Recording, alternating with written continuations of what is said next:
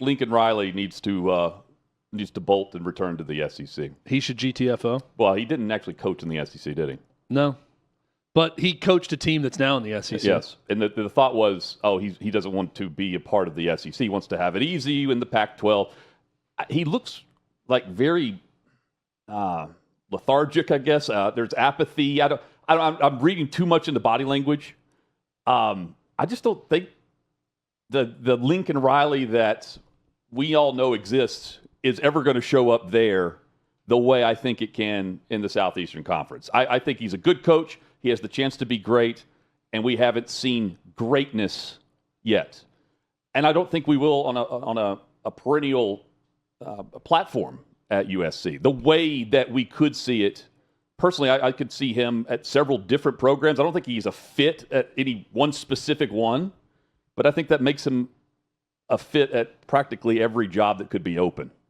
And I'm not thinking Florida or LSU. I'm thinking Ole Miss or Arkansas, or let's just start rolling through some of the programs who could be searching or will be searching. And I think he could pick up right where another coach has left off and had success and received a big payday. Plus, I also tend to lean towards what we saw with Calipari and think this is a parachute deal for both sides here. The West Coast teams are going to have a struggle in recruiting. I do think the travel is legit from the complaints from players, and they hear that in recruiting. I mean, why would you transfer out west to travel east every week, right? Now, you do that at USC more than you will at UCLA. I think you know where I'm going here, though. He would crush it. He's known as coaching the Heisman quarterbacks. So is the guy that is probably leaving Ole Miss. And, that's probably going to be an opening where I think he could come in and win. Well, do you agree with me? So, yes, I think that it would better serve Lincoln Riley to get a fresh start, right? Like he needs like the Pulp Fiction, the shot of adrenaline to the heart. Yeah. I think right now for his career and just a fresh perspective on everything, because I do get the sense that he is being drugged through the mud a little bit there, and it's his own doing. Right? Also, yeah, I mean, Los Angeles is a city that unless you're number one in America, they're not going to pay attention to you. You know, it's Dodgers season right now because they're awesome.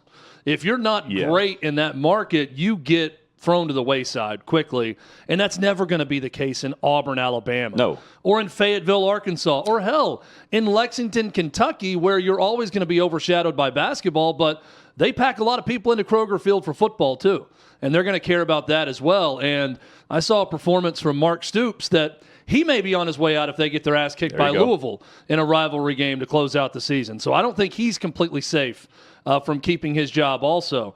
I don't think that LSU or Florida would want to hire Lincoln Riley. I'm with you. But would Auburn do it? Maybe. Would Ole Miss do it if there's an opening? I think absolutely. They'd be wise to do something like that. Arkansas, Kentucky, Missouri, if Eli Drinkwitz leaves. Now, would you leave USC? I mean, I think that would be such an admission, Hutton, of I am failing here. No, but and I need a lifeline. If you leave for one of those jobs, you leave for the SEC. That's how you spin it. You leave for the opportunity that Lane Kiffin currently sits in right now. Yeah, right. Like that's how you spin it. You're looking at Vanderbilt right now. There's a chance to have 10 wins and make the play. You see where I'm going here. And the USC, they could be a good program. But I don't think I see the coach that is reaching the expectations that were set forth whenever he took that job. He's no closer to that type of huge success rate the way I think he would be set up to do that in the Southeastern Conference. That's just watching his team this year and knowing that he's better served coaching in the SEC or the Big Ten on the East Coast because of his recruiting prowess. I mean, he will get it done on the transfer portal, all that. I mean, he's known for landing the 4 and 5 stars, and especially with the transfer portal, and we're seeing it play out in the Power 2 conferences for sure. I think he would crush it. I really do. I think that he would do well for those jobs we're talking about. Level of expectation. Yes. That's the biggest difference. Is he's not delivering on.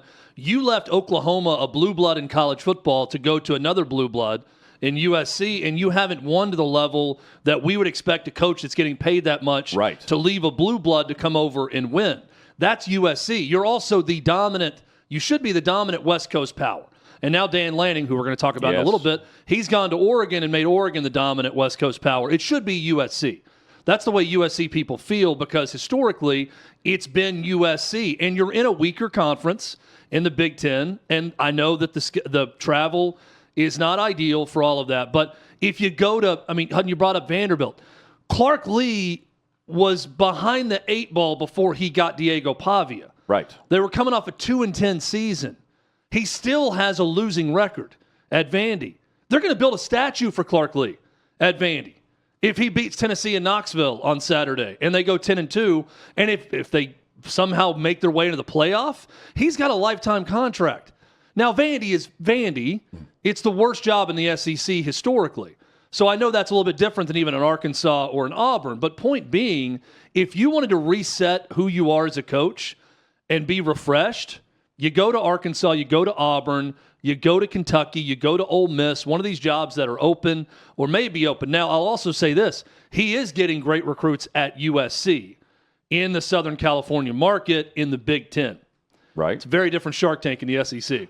So once you're recruiting at Arkansas, once you're recruiting at Arkansas against Alabama and LSU and Auburn and all these other schools, let's say if that's the job, it's Texas A&M. Throw Ole Miss in there in the portal. It's really tough. Yeah, but I think that, again, I'm with you in that he will win to the level those programs would expect, because he's not winning the level that USC expects right now.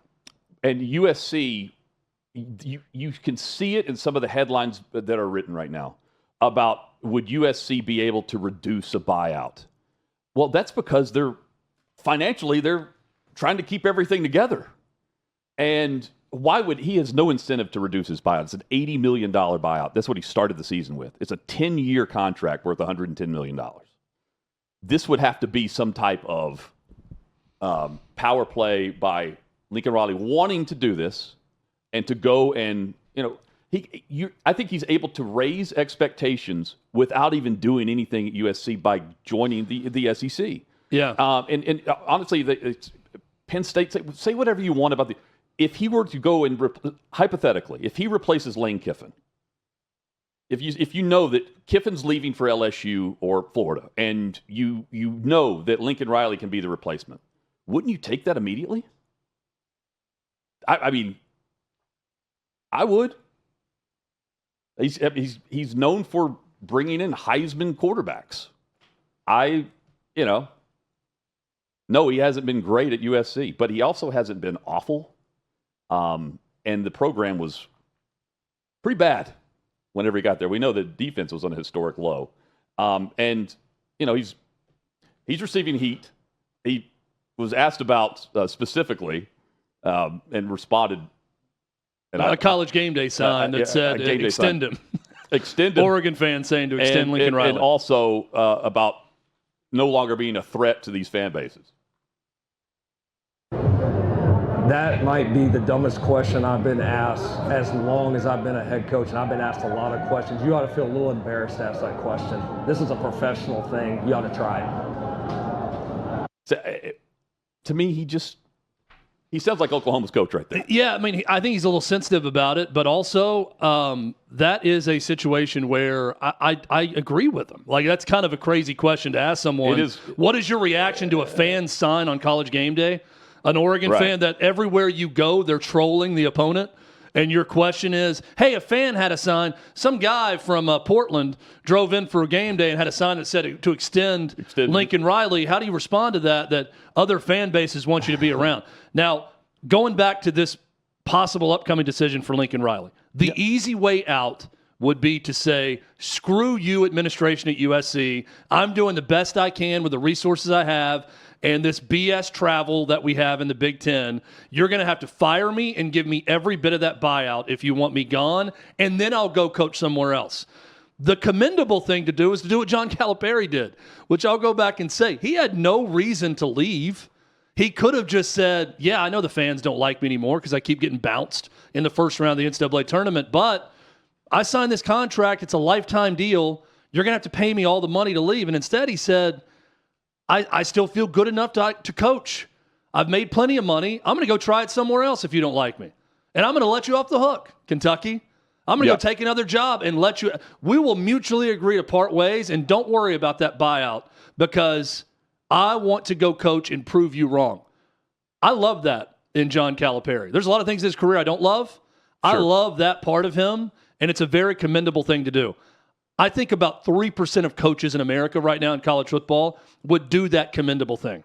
If USC and Lincoln Riley met postseason and they said, hey, this isn't good enough, let's reduce the buyout, and Lincoln Riley said, don't worry about it, I'm taking the Ole Miss job, and you don't have to pay me anything, I don't think many people would do that. Well, I think that you reduce the buyout, take the job, and get paid twice, basically. Yeah. And there's other, like, so right now, according to just looking some stuff up last night. By the way, I think Dabo Swinney might do that. Like, he's the type of guy who's got that sort of dog in him. Yeah. That's like, screw you, I'm going to Arkansas, and I'm going to beat your ass on the recruiting trail. That would be his response to Clemson. But I don't think there's many people that would do that because their agents would be saying, no, sit tight. Sit tight. We're not going to lower the buyout. Let them fire you a year from now and get all the buyout. And then I'll get you a job somewhere else if you want to keep coaching. Hey, if you like this channel, become a season ticket holder for Hot Mic by clicking the subscribe button below and join our conversation in the comments section. Agree or disagree, we'll join. You mentioned the recruiting at USC. They have the 4th highest NIL budget in the Big Ten. Does that surprise you? USC. No, because they're behind. We know Ohio State, Michigan. Michigan's 1 now, I think. Ohio State's 2. So who's 3rd? Penn State? I guess it's Penn State. Or Oregon. Oregon. I yes, bet it's you're right. Oregon. It is Oregon. Oregon's yes, absolutely. Phil Knight money. Let me add in though. Where's Ole Miss right now in their budget in the SEC? Just throwing that out there. We know Texas is throwing gobs of money out there. Tennessee's got a very solid NIL program. Alabama's trying to continue to act like they need to raise prices and all this stuff. Auburn spent a fortune this year too. Everyone's spending, but he would have the resources necessary to climb the ladder even more there.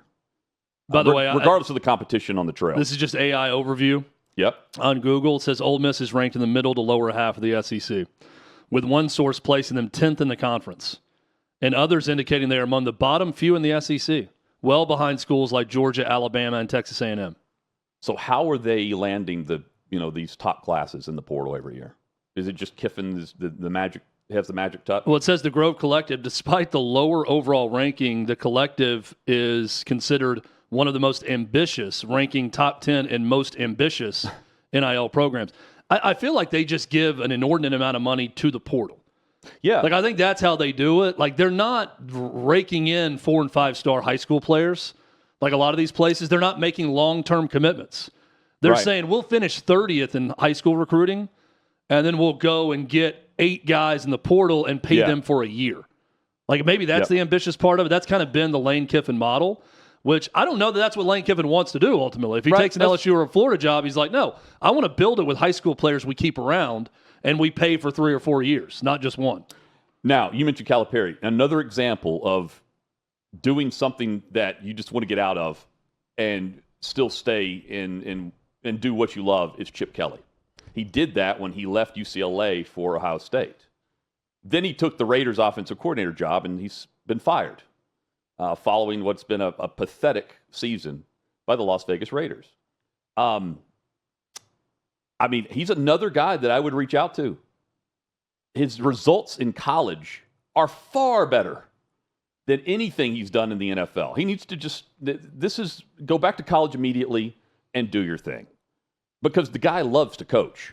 And we know what he's done when, he's doing something other than coaching in the NFL. He's another coach that fits the mold of all of these programs firing coaches midseason.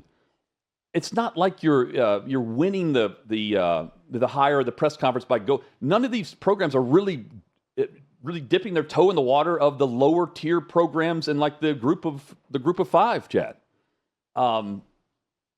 The results have been there for him, and if you're looking for offensive-minded a way of thinking, I would put a call out to him immediately. I would not put a call into him for a head coaching job unless you've got some sort of plan that someone else is going to handle all the other rigmarole of NIL and transfer portal and everything else. Because the guy admitted, like, I don't want to be in that game. Well, I would just want to coach ball, and I want to be an offensive coordinator. He's a great offensive coordinator hire for some college program, the way Ohio State did, and they won a national title. See, I think when they hired him. With a budget like we're talking about, UCLA didn't have that.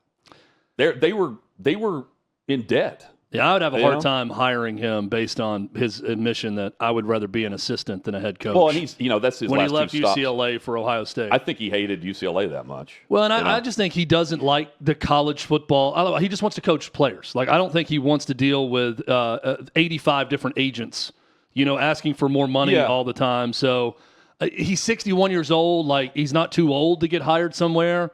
It's just more of a you would have to have someone that's in charge of all that while he just coaches the team. To me, he's an offensive coordinator. He's a very high-paid offensive coordinator for someone. He's an upgrade for someone for sure. I think Lincoln Riley is a head coach somewhere. Lincoln Riley, absolutely. Now, and also, we're getting a little unfair with Lincoln Riley. Pat Forty, I know, wrote a column saying that he's Clay Helton. I don't buy that. Lincoln Riley right now is 34-17 in his fourth year at USC. I mean, yeah, if you just put that into another 2 years, I think Clay Helton got 6 years. The actual record may be very similar, although I think Lincoln Riley's on pace to have a slightly better record. Clay Helton was doing that in the Pac-12. This is a different ballgame. Like, the Pac-12 that he was doing that in and his schedule is very different than USC going to Ann Arbor or playing Ohio State or playing Penn State or going all over the country to play these games in the Big Ten. So that's an unfair comparison. Thanks for watching. Subscribe to OutKick Hot Mic. Daily content and more at OutKick Hot Mic on YouTube.